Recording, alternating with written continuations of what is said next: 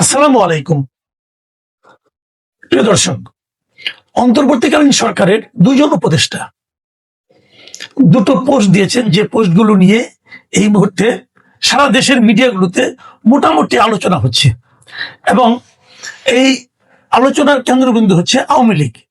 মানে আওয়ামী লীগ কি বাংলাদেশের রাজনীতিতে ফিরে আসছে, আসলে কিভাবে আসছে, নাকি এর মধ্যে এসে গেছে? এই বিষয়টা নিয়ে দুজন উপদেষ্টার উদ্বেগের শেষ নেই। এই দুইজন উপদেষ্টা খুবই আলোচিত। একজন হলেন মিস্টার মাহফুজ আলম, আরেকজন ডক্টর আসিফ নজরুল। দুজনেই খুবই গুরুত্বপূর্ণ উপদেষ্টা ছিলেন ডক্টর ইউনূসের অন্তর্বর্তীকালীন সরকারের। আমি প্রথমে মাহফুজ আলমের স্ট্যাটাসটা নিয়ে কথা বলি, মাহফুজ আলমের যে পোস্টটা সেটা নিয়ে কথা বলি। উনি লিখেছেন, দেখেন শুরুটা কিভাবে করেছেন। আওয়ামী লীগ ব্যাক করেছে, দেখো নাই? লীগ রাজনৈতিক দলের আগে একটা ধর্মতত্ত্ব, সে ধর্মতত্ত্বে ইমান আবার ফেরত এসেছে। কিভাবে ফিরলো সে গল্পই বলবো আজ। এই গল্প বলার নামে উনি অনেকগুলি ঘটনা বর্ণনা করেছেন, যে আওয়ামী লীগ সেদিনই ব্যাক করেছিল যেদিন এই কাজ আপনারা করেছেন। যেমন আমি কয়েকটা পড়ে শোনাই। উনি বলেছেন, আওয়ামী লীগ সেদিনই ব্যাক করেছিল যেদিন 24কে 71-এর বিরুদ্ধে দাঁড় করিয়েছিল স্বাধীনতার বিরুদ্ধের শক্তি।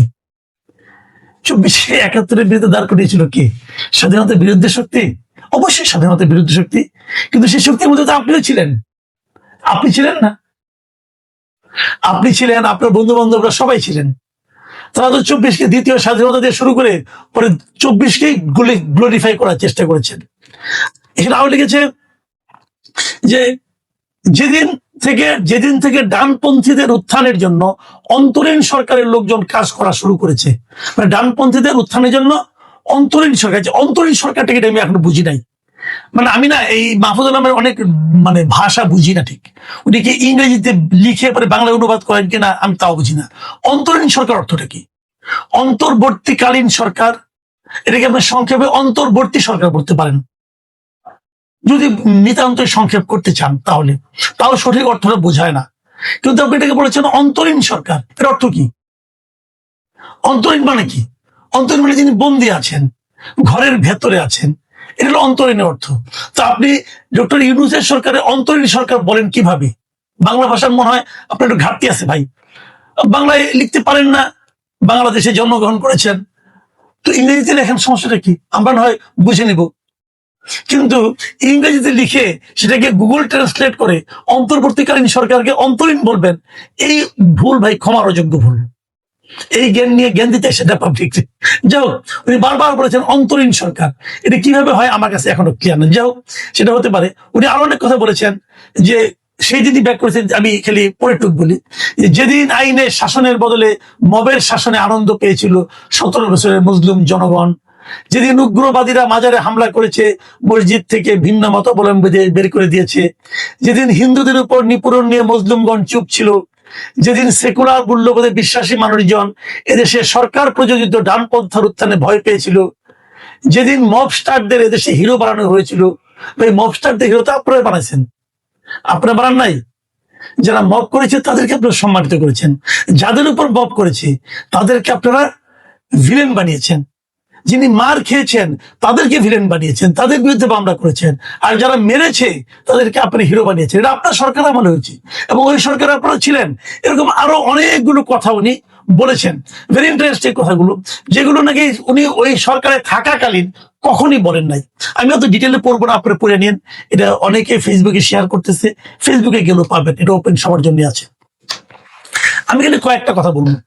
1 নম্বর কথা হলো, উনি শুরুতে বলেছেন যে লীগ ব্যাক করেছে, মানে অলরেডি করে গেছে। আর উনি এটা শেষে লেখছেন, এই পুরো শেষে লেখছেন লীগ ফিরত আসবে, কারণ সব দোষ মাহফুজ আলমের। মানে প্রথম বলছেন এসেছে, আবার পরে বলছেন যে আসবে। আসলে বাস্তবতাটা কি ভাই? বাস্তবতা লীগ কোত্থেকে ফেরত আসবে? আওয়ামী লীগ তো এদেশে আছে, তারা গেল কবে যে ফেরত আসবে? তারা হারালো কবে তারা ফেরত, মানে তাদেরকে আবার খুঁজে পেতে হবে? লীগ সবসময় ছিল।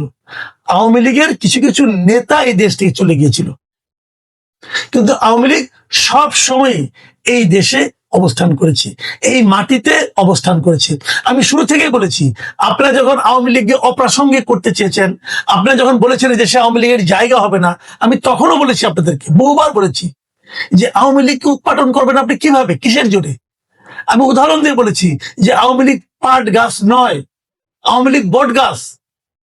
পাট গাছ টান দিয়ে উপড়ে ফেলা যায়, বট গাছ উপড়ে ফেলা যায় না। বট গাছের শেকড় অনেক গভীরে। এদেশের এমন কোন গ্রাম নাই যে গ্রামে আওয়ামী লীগের 15 জন, 20 জন, 100 জন লোক নাই, যাদেরকে আপনি মেরে টুকরা টুকরা করলে তার রক্তের প্রতিটা বিন্দু আওয়ামী লীগের কথা বলবে। তারা 3 পুরুষের 4 পুরুষের আওয়ামী লীগ। আপনি কোথা থেকে হঠাৎ গজে বলতেছেন যে আওয়ামী লীগ নাই? আপনারাই বলেছেন, এই মাহফুজ আলমরাই বলেছেন। এখন তার দিব্য দৃষ্টি উন্মোচিত হয়েছে, এখন ওরা বলছেন যে আওয়ামী লীগ ফেরত এসেছে এই ঘটনার মাধ্যমে। প্রথমত যে জিনিসটা আপনারা ভুল করেন, সেই ভুলটা আমি বলি ভাই, আওয়ামী লীগ এবং শেখ হাসিনা দুটাকে এক করে দেখবেন না। আওয়ামী লীগ অনেক পুরনো একটা দল, এবং শেখ হাসিনা আওয়ামী লীগের সর্বশেষ সভানেত্রী ছিলেন, এইভাবে ভাবেন। এর আগে আওয়ামী লীগের দায়িত্বে আরো অনেক লোক ছিলেন। আওয়ামী লীগ অনেক এদেশের মানে কি বলবো, আপামর জনগণের সঙ্গে মিশে যাওয়া একটা দল। কাজে সেই দলকে আপনার মতো মাহফুজ আলম, নাহিদ ইসলাম, তারপরে আপনার সজীব ভুইয়া, এরা উপরে ফেলাবে? এটা ব্যাপারটা অনেকটা কেমন জানেন, যে হিমালয় পর্বতকে ধাক্কানো শুরু করছে কয়েকজনে, আমার ধাক্কায় হিমালয় পর্বতকে সরাই দিব। এটা হয় না, ওরা যেরকম করা যায় না, এটা আপনারা এটাও পারবেন না। কাজেই আওয়ামী লীগ ফিরে এসেছে এটা বলে যে যে ঘটনাকে আপনি দায়ী করতেছেন, ওই ওই ঘটনা কিন্তু দেশে ঘটেছে, কিন্তু ওই ঘটনার কারণে আওয়ামী লীগ ফিরে আসবে ঘটনাটা তা নয়। আওয়ামী লীগ ভেরি মাচ এই দেশে আছে এবং আওয়ামী লীগ থাকবে। আপনারা হয়তো ক্ষমতার জোরে কিছুদিনের জন্য সেই লোকগুলিকে প্রকাশ্যে আসতে দিচ্ছেন না, তার মানে আপনারা জিতে গেছেন, এটা ভাবার কোনো কারণ নেই। যাও, আমি দ্বিতীয় আরেকজন একটা কথা বলি। ডক্টর আসিফ নজরুল, উনি এই পোস্টটা দেখার পরে, হয়তো বা তার অনেক পরে, উনি নিজেও একটা পোস্ট দিয়েছেন। সেই পোস্টে তিনি লিখেছেন, উনি ওনারটা মাত্র মানে আপনার 3টা সেন্টেন্সের পোস্ট। প্রথম সেন্টেন্স, আওয়ামী লীগ ব্যাক করেনি। দ্বিতীয় সেন্টেন্স, তারা ছিলই।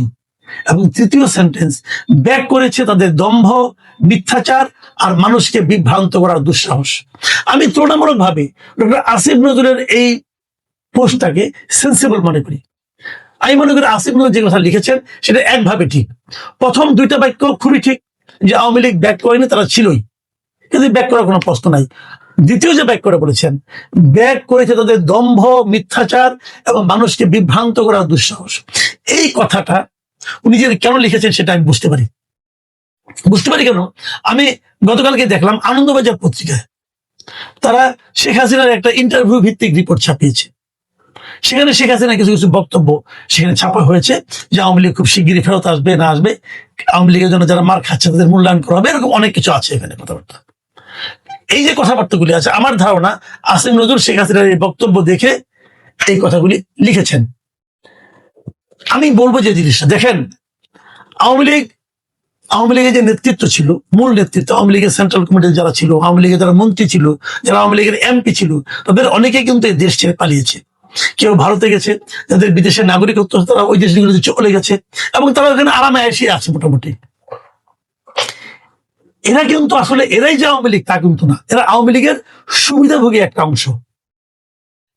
কাজেই এদের ফেরত আসার ব্যাপারটা নিয়ে কিন্তু আলোচনা হতো না, একদমই হতো না। কিন্তু এরা অপ্রাসঙ্গিক হয়ে যেত যদি ডক্টর ইউনূসের যে অন্তর্বর্তীকালীন সরকার, তারা যদি প্রতিহিংসাপরায়ণ আচরণ না করত এবং তারা যদি দেশটাকে ভালো চালাতে পারত। কিন্তু ডক্টর আসিফ নজরুল এবং মাহফুজ আলম এবং ডক্টর ইউনূসের যারা ছিলেন, তারা কেউ সেই প্রয়োজনীয় কাজটি করতে পারেননি।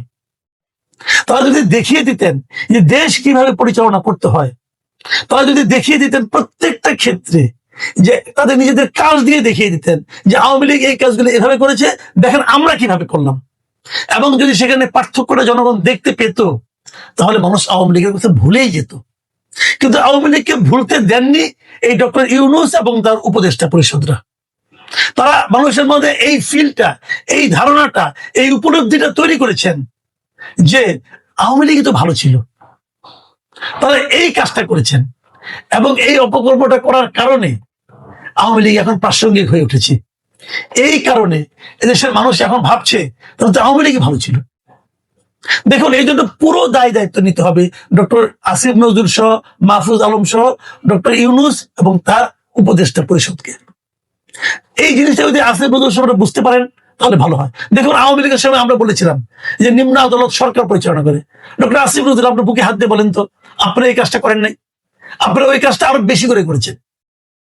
আপনাদের ইচ্ছা মতো আপনার বিচারক নিয়োগ করেছেন, আপনার পছন্দ মতো আপনার পিয়ার দোস্ত ইয়ার দোস্ত যারা আছে তাদেরকে এনে বিচারক বানাইছেন, সুপ্রিম কোর্টের বিচারকদের মব করে তাড়িয়ে দিয়েছেন। এগুলো কি সুশাসন? সুশাসন আপনারা কায়েম করতে পারেন নাই। শেখ হাসিনা হয়তো তার পরিবারের জন্য করেছে, ডক্টর ইউনূস তৈরি করেছে, নিজের প্রতিষ্ঠানের জন্য করেছে, গ্রামীণ টেলিকমের জন্য করেছে, গ্রামীণ ব্যাংকের জন্য করেছে, গ্রামীণের জন্য নতুন নতুন প্রজেক্ট নিয়েছে। তার উপর যে তার যে ট্যাক্স ফাঁকির যে মামলার রায়, সে মামলার রায়কে বদলে দিয়েছে, সবই করেছে। শেখ হাসিনা তো এত করে নাই যতটা ডক্টর ইউনূস করেছে। তাহলে মানুষ কেন ইউনূসকে পেয়ে আগের শাসনকে ভুলে যাবে? বরঞ্চ আপনাদের পেয়ে তারা আগের শাসনের কথা মনে করেছে যে তারা তো তার কিছু উন্নয়ন করে, চুরি চামারি করছে, কিছু উন্নয়ন তো করছে। আপনারা কি করেছেন? কিচ্ছু করতে পারেননি আপনারা। এখান থেকে শিক্ষা নেওয়ার কতগুলি বিষয় আছে, আমি বলি। শিক্ষা নেওয়ার বিষয় হলো যে বর্তমান যে সরকার আসছে, এই সরকারকে ওটা মাথায় রাখতে হবে যে আপনি পূর্ববর্তীদেরকে বদনাম করে, তাদের কুৎসা রচনা করে, তাদের কুৎসা রটনা করে, তাদেরকে গালাগাল করে আপনি জনপ্রিয় হতে পারবেন না। আপনাদেরকে জনপ্রিয়তা পেতে হবে নিজেদের কাজ দিয়ে। আপনারা এমন কাজ করুন যে কাজ পেয়ে মানুষ মুগ্ধ হয়ে অতীতের সবাইকে ভুলে যাবে। সেইটা যতদিন না পারবেন ততদিন খেলে আফসোসই করে যাবেন। কোনোদিন বলবেন ও খারাপ, ও খারাপ।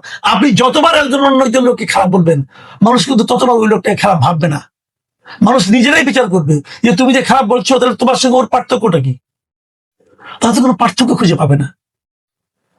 আর মাহফুজ আলমকে বলি, ভাই মাহফুজ আলম, ডক্টর আসিফ নজরুল, আপনাদেরকে বলি, আওয়ামী লীগ ফিরে আসার কাজটা বেসিক্যালি অন্তর্বর্তীকালীন সরকারই করেছে। প্রথম যে কাজটা তারা করেছে সেটা হলো আওয়ামী লীগের কার্যক্রম নিষিদ্ধ করার মাধ্যমে আওয়ামী লীগের প্রত্যাবর্তনটাকে তারা নিশ্চিত করেছে। তারা ভেবেছে তারা জিতে গেছে, আসলে ওই দিনে তারা হেরে গেছে। যে কারণে আওয়ামী লীগ দেশে ফিরে আসবে এটা একটা অবশ্যম্ভাবী বিষয়, এবং কতটা দাপটের সঙ্গে ফিরে আসবে সেটা নিয়ে ভাবেন। এটাই নিয়তি আপনাদের। আপনারা সুযোগ পেয়েছিলেন, সেই সুযোগটা আপনারা হেলায় হারিয়েছেন। এখন আফসোস করে এখন লাভ নেই।